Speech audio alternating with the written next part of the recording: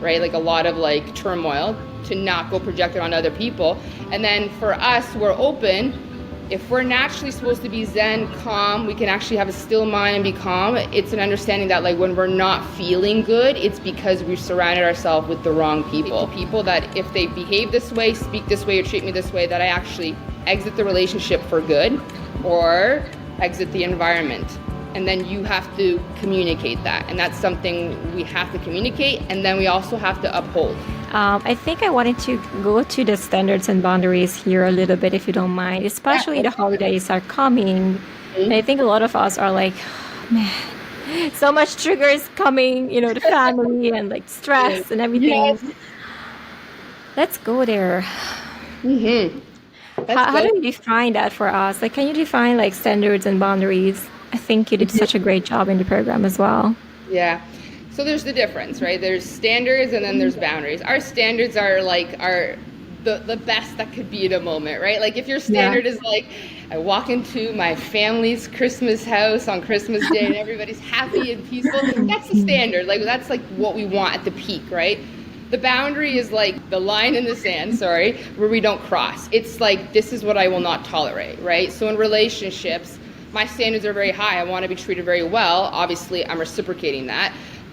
But the boundary, but even if the standards are low and I'm not having the high of like all affection or whatever it is, the boundary is like, there is no name calling, there is no abuse, there is no like none of that. Like, you know, I'm the kind of woman that's just like, you call me a certain thing, like the relationship is going to be done. If there's any violence or anything like that, like it's the line in the sand, it's over, right? So when it comes to families, I think it's important before we get together with our family to share our boundaries and what is acceptable and what's not. And if there's certain topics that you wish not to discuss, because I think that's where things kind of get all riled up in family environments or situations, it's just like having those conversations like, hey, I want to come over, I want to have an amazing time, I want to be here with you guys intentionally, I want to look you in the eyes and be the goddess, right? We're in there, we're so intentional. But the boundaries are like, let's say maybe you're going through something with an ex, I don't want to speak about this, and I don't want to go here about this, right? And sharing that. And then also sharing, like, my boundaries are like no name calling or anything like that. Like, those are extreme things, but they're your line in the sand. If this gets crossed, I exit the space, you know? And I'm willing to work on a relationship, but these are the boundaries. And having, you know, like, for instance, like, you and I know, like, and you're a reflector, we talk a little bit about human design, but you know, I have some open spots too, and it's just important for me, like, I'm here to be really optimistic. I'm really here to elevate consciousness. I have a big vision in the world. Like, I want to make a big impact. But in the world that we're in right now, there's a lot happening. There's a lot of wobbliness. There's a lot of also, I feel like, fear being projected in the news. It's a bunch of lies. Like, these are my opinions. So in my family, my boundaries are that when you're in my space, we are not discussing certain things that's happening in the world or certain things, because I have a very strong stance about that, because I will get affected about it too, right? If everybody's impending doom, the world's gloomy, and you should know, you're a reflector, it's like, oh my God, you take that on, right? So in my relationships, people know my standards, not just the way I'm treated, but also the kind of conversations that I'm in. I'm not about having lack, you know, the world's ending, every human's horrible, like, those are just not the conversations. So I have conversations like that with my family so that we can have a present, amazing family time that's about us and what's happening in this house and not what's happening on the outside world, right? But having those conversations before you get in those environments are everything. Because if people don't know your boundaries, how can they honor them? That's another thing we do. We just think that we expect people to know, but we don't actually tell them. Or a lot of women have a lot of issues where, like, these are my boundaries, but then they happen and they don't enforce them because they're afraid to be the mean one or the not nice one. And so that's something else we have to work on. But boundaries are important, and you got to sit down and know, what are your boundaries? How are you willing to be treated? And what's the line in the sand where you would leave a relationship, you would leave an environment? Like, I think in Goddess Code we talked about even racism. Like, I'm not even okay with racist jokes, because I believe that's how the subconscious paradigm of racism keeps getting circulated collectively, is that we still think that some of the stuff is like funny, even if it's a joke. My friends and my family know my boundaries. Even if it's a joke, I will exit the environment, and if you continue to be this way, we will not be friends, because I do not believe in that. I don't want to hear jokes. I don't want to think anything about that is funny. And so I have strict boundaries like that. And same with my friendships. I have boundaries with my own friends. We don't talk about other friends.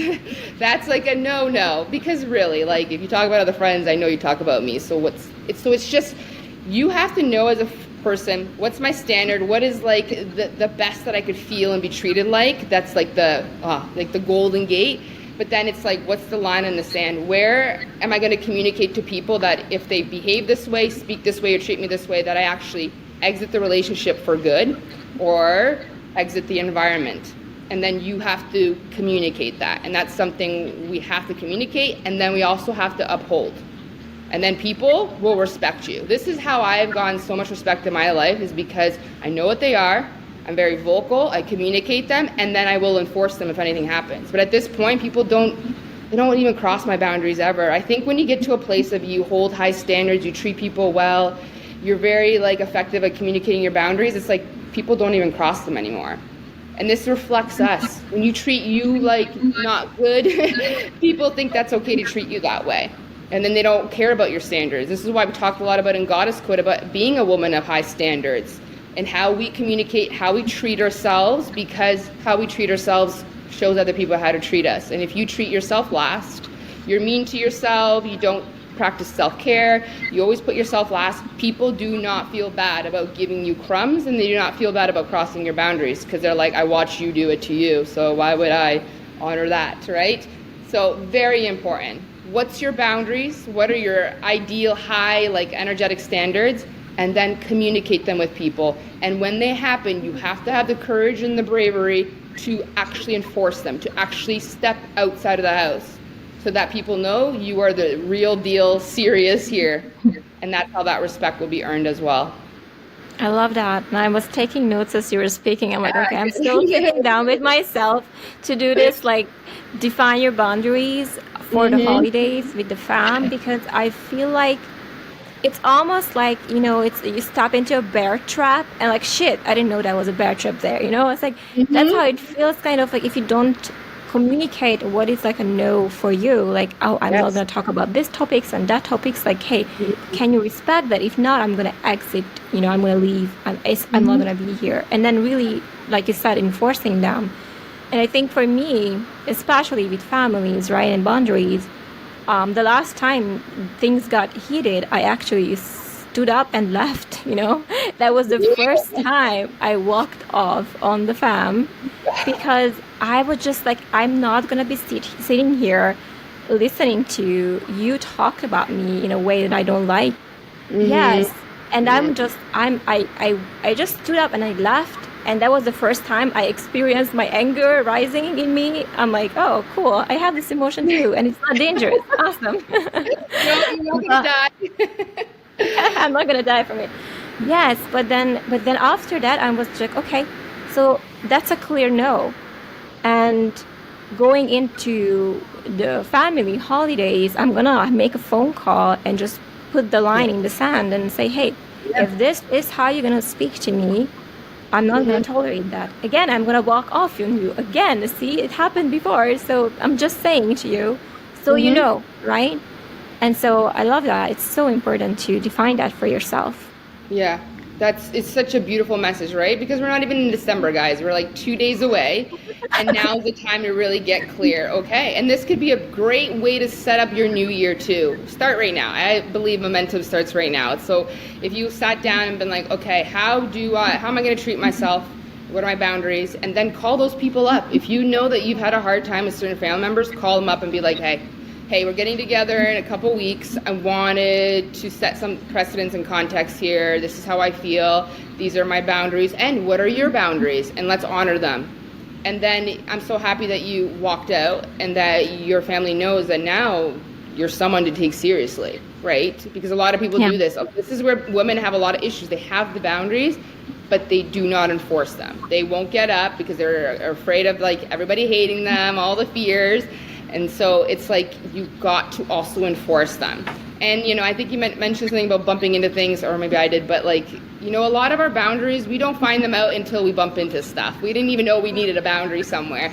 And in business, we learned that the hard way. It's like, oh, okay, this is why I should redo my terms here. This is why trying to have this conversation, right? Because sometimes it is about trial and error, and sometimes things will happen and you'll be like, okay, this is the boundary. But then once you know, you got to go and communicate it to people and then hold it and hold that standard. And I promise you, the more you are someone who holds your boundaries and you raise your standards for how you treat yourself and other people, people will respect you. And I'm one of those people who I'm like, I don't really care if people admire me. I want to be someone who is respected, where they're like, I know this woman.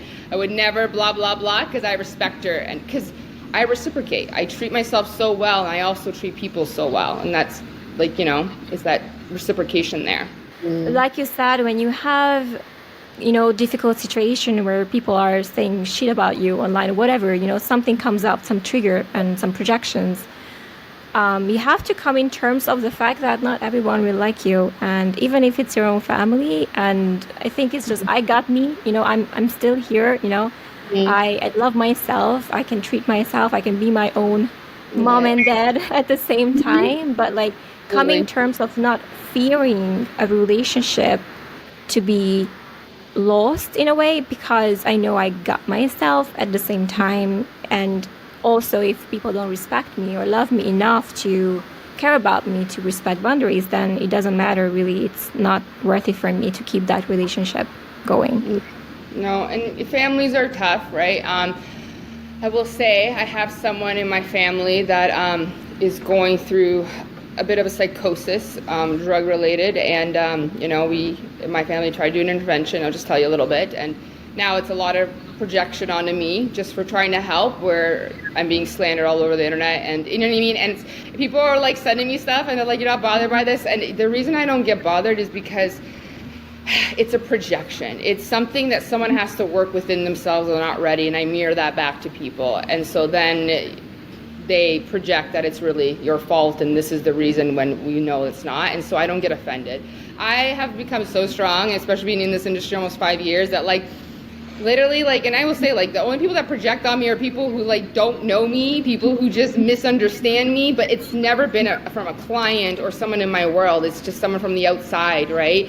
And a lot of projections are literally me just being like, this is what you should work on. And then it's like, and so you got to be okay with it. And it's okay. But I find a lot of people get really triggered. They go do the work and then they end up coming back and things will be okay. But it's okay. It's going to come with it. This is why, like, emotional intelligence is everything. Hold the pressure, hold the tension. The more you can do that and still lead yourself like a leader, even when you're angry, and you have the right to, right? Someone could be slamming you all over the place. You have the right to be angry, but is it worth it? Is it worth compromising everything you've built and who you are as a person for that one moment where you are really angry and it's clouding your judgment and your wisdom?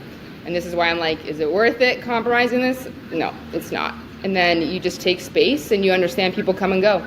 Some people stay with us for lifetimes. Some people come for seasons, and it's all beautiful and it's all flowy. But my heart goes out to you, and I think you're going to be A-okay. I'm fine. I'm okay. I'm good.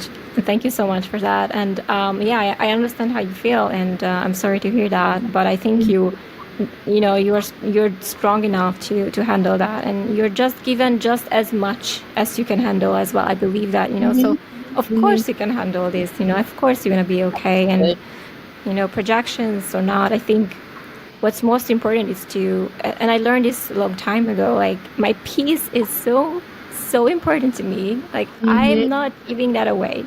Like, as long as I'm happy in Zen and peace, people trying to mess with that, like, no thank you. Like, you guys, you know, you need to just stay out of this, right? That's how I feel, really. Yeah, that's so important. Your space and your happiness and your peace, that's it. At the end of the day, we're all sovereign humans, right? And we just got to be able to be happy alone and know that, like, we can't have attachments to people. We just can't. Some people go and come and flow back, and you just got to trust people's own life pattern, but not make it mean anything about you. That's the thing we do, is we take a projection. We think, oh my God, is it me? Did I do this? And it's like, no, right? Like, this is somebody else that you're mirroring back to what they need to work on, and you just got to trust their path, and that's it. I think, especially me, like, being a reflector, and we can go to the human design territories, but I'm like, people project on me for everything, basically. Yeah. And I'm a 6'2", so the 2 line is a projection field too, right? And I've known that my whole life, because it'll be just like, literally someone blamed me the fact that their cat died like 5 years, 20 years ago. I'm like, I was like 10. I don't even know. Like, you know what I mean? Just silly stuff sometimes. But you know very well too, as being a reflector, like you reflect back the environment, like the community, right? So in your family, you're reflecting back things that your family has to work on, but then they're projecting it back onto you, right? Because you're literally taking in everything. And so as a reflector, if anybody has an open emotional solar plexus, that's in like human design, like we take in people's emotions and we amplify them, right? And then sometimes we make it mean that there's something wrong with us, but it's like, no, if you just took space for you, and you know this, right? As soon as you get out of a space that was making you feel really bad, it's like the emotions go away. But it's crazy how you can be near people's auras and all of a sudden feel everything, and it's so like strong, and it makes you feel like there's something wrong with you. We actually get even more angry than the person that's angry that we're taking on that energy, which is so wild, right?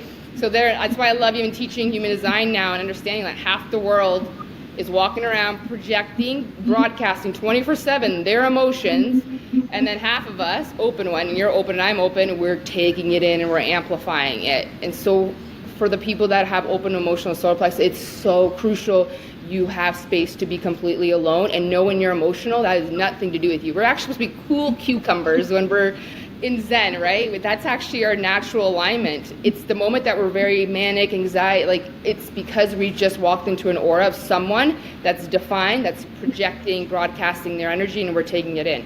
In my house, we have 4 people that are open and then 2 kids that are defined. And I will tell you, as soon as they're going through something, they walk in a room and all of a sudden, like, I get angry. It's the wildest thing. And I know, like, some people are not open to human design yet, but it's been pretty much of a game changer in my family, too, to understand, like, okay, now people who would define emotional solar plexus, who are broadcasting their waves all the time, 24/7, need to be more radically responsible with themselves and take space, especially if they're going in a high wave, right? Like a lot of, like, turmoil, to not go project it on other people. And then for us, we're open. If we're naturally supposed to be Zen, calm, we can actually have a still mind and be calm. It's an understanding that, like, when we're not feeling good, it's because we've surrounded ourselves with the wrong people. You as a reflector, you know you're in alignment when your environments make you feel happy and at peaceful and at Zen. You know when you're out of alignment, when you're depressed, despair, think that there's something wrong. And that's the same thing for me. And it's just an understanding, like, oh my God, I was just totally absorbing someone's stuff. Let me go take space alone. And so it comes back, all of us, again, need emotional intelligence. Whether you know your human design or not, we're all either broadcasting, projecting our emotions onto people, or we are taking them and thinking that there's something wrong. And it's like, that doesn't work. Everybody needs to take space. As a 6'2", I'm like here literally showing people, I'm like, take space for yourself. It's okay to be alone. It's okay to be a hermit. It's okay, like, and that will make you so healthy and more consciously aware of just who you are and how you're supposed to naturally feel. And that's such a big thing to, like, actually focus on. Imagine if everyone knew, like, their human designs and also emotional intelligence, and be like, I can see a world where they're like, okay, sorry, I tend to project a lot. So if you are reflecting, okay, cool. So if you take that, it's not about you. Just like letting you know, okay. Like, imagine if that would be our world. I laugh, right? I laugh because, like, it's so woo. But if my story, if you guys know, like, I came from the corporate world, so it was really weird when I first started talking about manifesting. You know, I was like, corporate world to this, and now I'm like teaching human design. But it's so funny, I have like a bunch of clients who are watching with like their corporate husbands and their doctors, and they're like, this is better than like the Myers-Briggs like personality, this is better. They're like, holy crap, right? Especially the ones who have the defined emotional soul, because they're like, this is why I'm always emotional. I'm like, yeah. People, if you ever look at your human design, people who have like the emotional solar plexus defined, like those people will never not have emotions. They go through waves all day long. They're the ones that think that they literally are bipolar. I feel like those are the people that end up being the most medicated, but they're literally going through waves. You would have to look at your gates to see what gates, but they're walking around constantly, like from one moment they're happy for no reason, another moment they're super sad and despair, and they're just like this, like in a storm, right? And so just understanding that is so, oh my God, like it's changed. Like my teenagers will both have like defined one, like they're understanding that. They're like, oh my God, is this why? I always thought I had bipolar or something. I'm like, you know, bipolar. And then I teach them the tools. It just means take space. You're in a high. It's cynical. It's temporary. It's going to go away. And this is why all the teaching goddess code, they work for people who are open and they work for people who are defined, because it's like, okay, what do I need to do to process this? And what do I need to do to make sure I'm radically responsible with the fact that I'm going through a huge hormonal, like huge wave, to maybe I shouldn't walk in the aura, people are open, and broadcast that for everybody to take on, right? And then vice versa, it's like if you're open and you know you're not feeling good, and you know, Dominica, if you're not feeling good, it's like, I need to take space out of the auras of everybody around me, and then I will realign with how am I supposed to feel right now.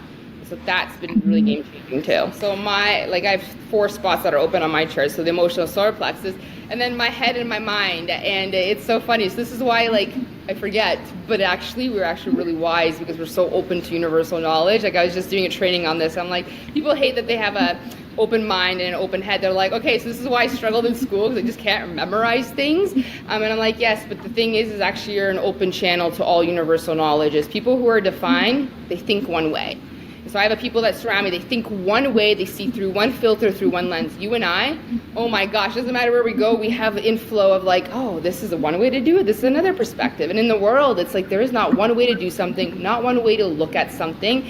And so what I've loved about the Human Design Program is I'm giving people the gifts of the spots where they're open and they think there's something wrong with them. And it's like, you have access to the God portal, like divine channel to come through you with all the wisdom through time and space. I don't know if you have any feelings of like sometimes you feel like you can see in the future or in the past, but you are completely open, so you are literally a vessel through where all knowledge comes through.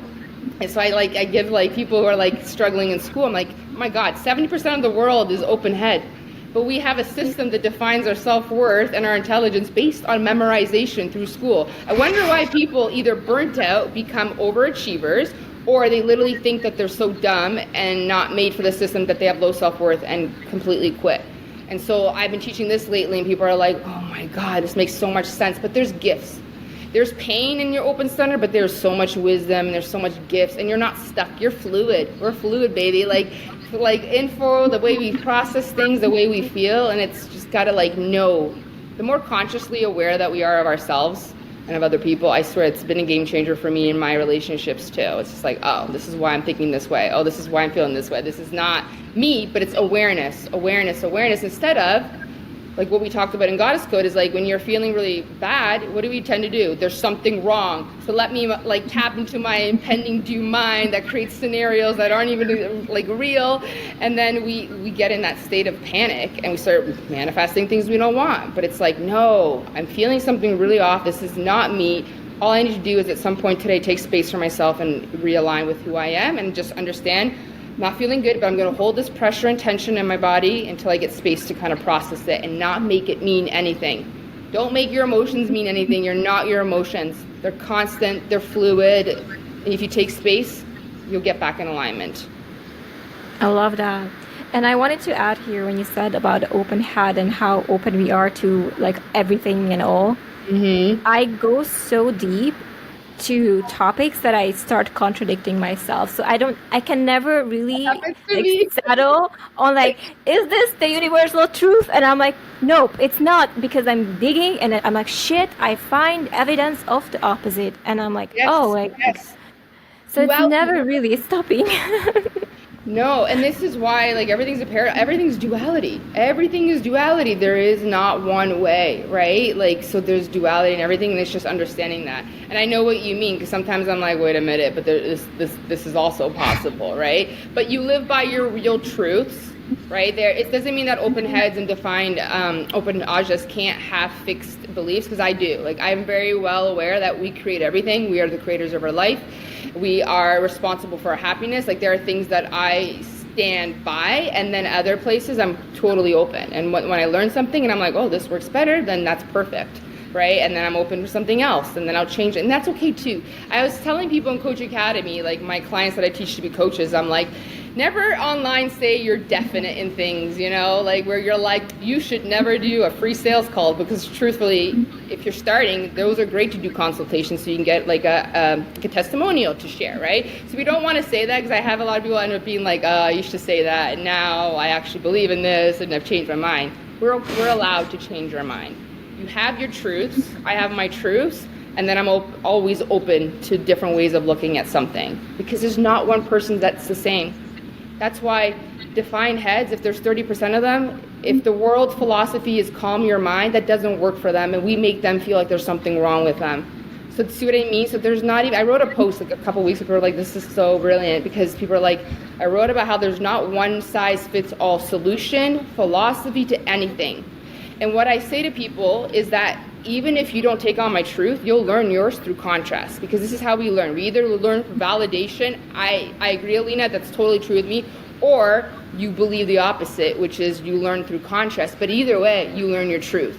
And so even in all my programs, I say, take what you like, leave the rest. But either way, you're going to learn through me, either through validation or contrast.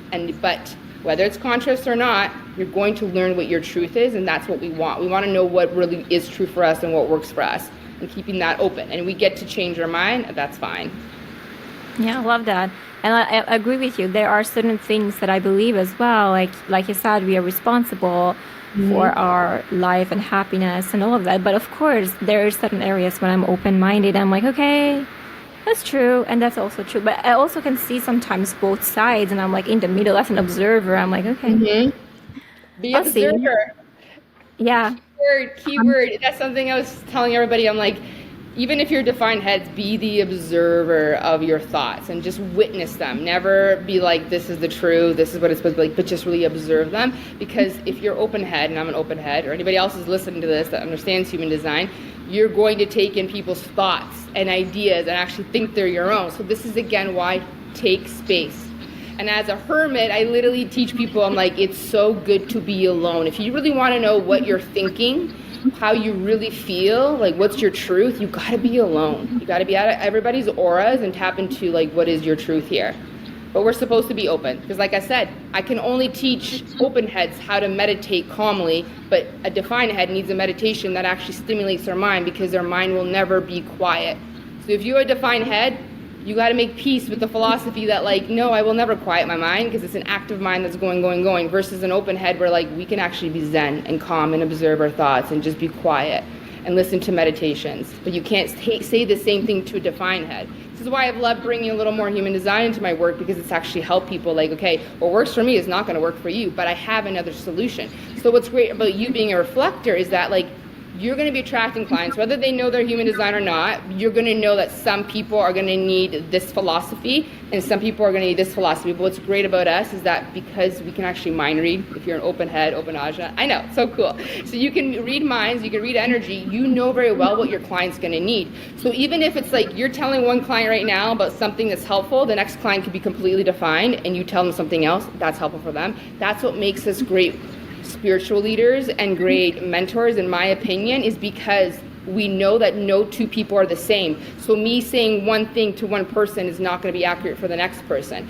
And even in my teachings in Goddess Code, there are some things I teach I don't do for myself anymore, but I know a lot of my clients still love blah, blah, blah. And here's like breath work, for instance. I don't practice that much breath work, but I brought in a facilitator into that program, right? But again, so it's for you, it's like, don't get in your head being like, oh, now I'm conflicting. No, it's an understanding. Every human is different, so you can't teach one thing that's going to apply to every single person. But there's universal wisdom, right? Emotions are high, intelligence low. There are those universal truths, and I think if you trust yourself, I always say to myself too, I will always tap into universal truth. I always pray, God, universe, thank you for this human, this soul, this client that I'm about to talk to. Let what needs to come through for them, and be the thing that makes them better than they came to me. And that's kind of how I trust it. Being open is good. You'll know exactly what your client needs, because you won't be able to think of an idea unless you're absorbing it from them. And then you'll be like, oh, okay, well, let me decode this here, actually, because I can actually read your mind. It's so true. It's so true. And I think it makes us also to pick up on like nonverbal cues that they are not even saying like, I had this conversation with one of my friends. She's not even client, but she was like, you should be a therapist. And I'm like, dude, I hear this all the time, but thank you. I mean, it's just because I'm very observant of like of their issues and their problems, and I can really Yes. ask good questions back, and they're like, "Oh my God, like I can't believe that you're seeing it so clearly." I'm like, "Okay, You're it's just reflecting. You're literally reflecting, and so am I. So my open head and open ajna literally picks up their thoughts and the way they're processing something. Plus, I open shoulder plexus. This is why it's actually good for a coach to have this. I pick up their emotions. I know what they're feeling. I have empathy, and I know what they're thinking. And then I tap into my universal truth, and I have. It's like the wisdom comes through, and that's something for you. Like never ever feel you're contradicting yourself. It's just the fact that you're hearing different things, and it's being like, okay, this is for this client, and this is for this client. But you literally tap into their thoughts, their energies, their feelings, their intuition, and you reflect it back to them. That's why, what's therapist though? Therapist is usually asking you questions like, oh, so what you're telling me is this, and so when I'm hearing this, and why is therapy so powerful? Because it's someone reflecting back to what you're thinking. I always say this, like, sometimes you don't need anybody to talk to. If you were just to go talk to a tree and actually speak out your mind, you would get the guidance you need. But it is helpful when you have someone who listens, reflects back, and then can tap into some universal wisdom to like, oh my God, wow. But really, they're feeling healed because you're literally saying what they're already thinking, but now they're saying it out loud, and you're like reflecting it back to them. So it's such a powerful gift. That's why, Dominica, you're a powerful like mentor and coach for people. Like you know exactly. thank you. And so you are. And so you are. It's amazing. So you know how like everybody's always like, oh, I hate being so open and all this, but no. So much wisdom. It's part of your purpose. Look what you're doing with the world. You work with clients. Of course you have these gifts to reflect everything back on them. But also you have to have boundaries where you know like if there's someone that does not make you feel good, might be a not aligned relationship. Okay, so what are you doing for 2024? I'm so excited and curious because I know we can go forever talk about feminism. Right? We talk about everything. I know. There's so much to talk about, but I just want to wrap it up and just like see where you're headed in your life, business. Like, absolutely. Tell us about that.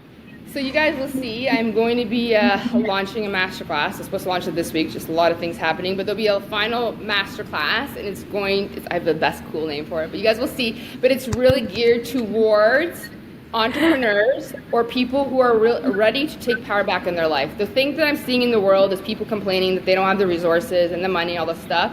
When again, I feel like victimhood doesn't help us get out of that. I believe that we have the power to create anything. I believe that as long as you're learning skills, this is why Dominica and I love to learn. The more skills you learn, the more valuable you are. Even coaches, like there are skills coaches. If you can teach people how to build a TikTok video or Reels, do a VA work, like it's not about being the smartest, it's about understanding that I have the power to make money and create anything that I want if I actually have the courage to go learn. So I'm going to be talking a lot about really tapping back into our personal power, learning that the fact that like if I want to be a valuable person or people want to pay me, I need to go learn skills. So let me take the courage to go learn skills. Just like school, we all got educated, but for some reason now we're like, I don't want to learn anymore from a coach who could teach me how to do social media, how to sell, how to build a business, how to monetize my passions. So it's going to be a lot about monetizing passions, how to build out your social media because it is one of the greatest platforms in the world. It's free. We're globally connected. We need to be grateful, unless you're using it like a consumer. Is the only reason people hate social media. But if you use it as a creator, I believe that people can create generational wealth, free their life, design a whole lifestyle based on their passion. I am very passionate about this, so you guys are going to love this. This will be open to anybody. If you're an entrepreneur, you'll love this because we'll talk a lot about strategies in social media and energetics. And then I will be opening up in January. My first program is Self-Mastery, #Badass Mode. And this is the program for everybody who doesn't have the discipline and the personal power. This is all about emotional intelligence too, but more about like getting you to do the things you said you were going to do. At the end of the day, we have the goddess. She's in charge of the emotions, but we need the badass, which does the things. Can't just think about things. We need to become them. We need to do them. We need to show up on social media to build it so the people can come, right? And so there'll be that program, and there'll be a social media program and a sales program. A lot of entrepreneur stuff, and then the badass self-mastery is going to be really for people who have a hard time honoring their words. So if you have a hard time and you're still the same person every year with the same resolutions, I can tell you the reason you still have resolutions in New Year's is because you don't have the discipline. And so that will be the program. But stay tuned. You guys will love this masterclass. It's going to be kind of all but everything we've talked about, but more geared to taking our power back and using social media, how to build a life and the business that we really want in an organic way. Of course. Love it. I love it. Thank you so much, Alina, for sharing on the wisdom here again. Every time you come back, I'm like, oh, girl. I love our conversations. I love our conversations too. I love it. It's just we're flowing so well together. So thank you so much. So excited for your programs and yeah.